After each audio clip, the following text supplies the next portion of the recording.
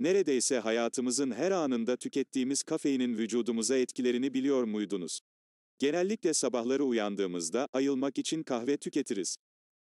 Bunun dışında bir yerlerde arkadaşlarımız ile oturduğumuzda ilk tercih ettiğimiz içecek genellikle kahve oluyor. Bu sebeplerden ötürü dünya genelinde insanların kahve tüketimi bir hayli artmış durumdadır. Bu kadar fazla kafein tüketiminin vücudumuza verdiği zararlardan haberiniz var mı peki?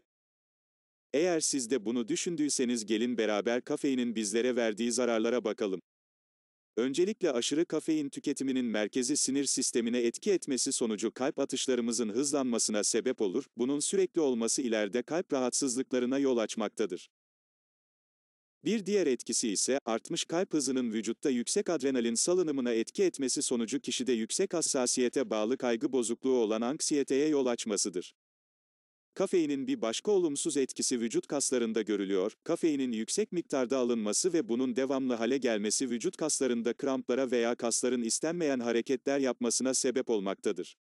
Kafeini uzun süreli yüksek miktarlarda kullanmak kişinin yemek borusunun gevşemesine izin vererek reflü oluşumuna neden olur.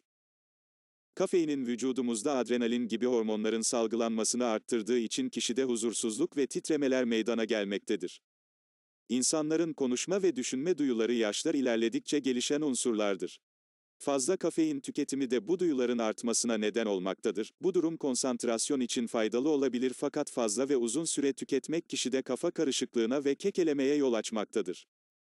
Kafeinin fazla tüketimi kan akışını hızlandırır, bunun sonucunda böbreklere giden kan miktarı artacağından dolayı kişinin böbreklerinin çalışma hızı artacak ve buna bağlı kişide sık sık idrara çıkma artacaktır. Kafein laksatif görevi görerek kalın ve ince bağırsaktaki kasılma hareketlerini artırır ve bunun sonucunda midede henüz tam sindirilmemiş besinlerin ince bağırsağa geçmesine neden olur, bu da kişide mide kramplarına sebep olmaktadır. Kafeinin sürekli ve fazla tüketimi sık sık idrara çıkardığından dolayı kişide dehidrasyon yani su kaybı meydana gelebilmektedir.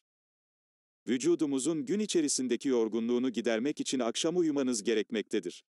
Fakat siz kafein tükettiğiniz zaman, vücudunuzun uyumasını sağlayan hormonun salınımı engellenir ve uyumanız güçleşir, bu durumda vücut dinlenmemiş olur. Kafeinin aşırı tüketimi sonucu kişide istenmeyen baş ağrıları oluşabilir. Kafein tüketimi de ilerleyen zamanlarda sigara gibi kişide bağımlılığa yol açabilmektedir. Böbrek üstü bezlerinden üretilen adrenalinin salınımını arttıran kafein daha çok adrenalin salgılanması için böbrek üstü bezlerine uyarılar gönderir, bu da kişide tansiyon yükselmesine sebep olmaktadır. Videonun başında bahsettiğimiz üzere kafein, mide içeriğinin hızlı bir şekilde bağırsaklara geçmesine neden olarak mide kramplarına sebep olmaktaydı. Bu nedenle mideden bağırsaklara besinler hızlı bir şekilde geçtiği için mide içeriğinde bulunan asit de bağırsaklara geçerek kişide ülser meydana gelmektedir.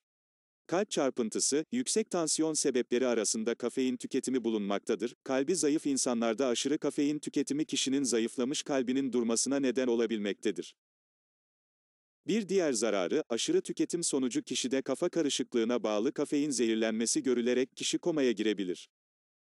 Kadınlar üzerinde etkisi olan kafeinin fazla alımı kişinin hamile kalmasında sorunlar yaşatabilir.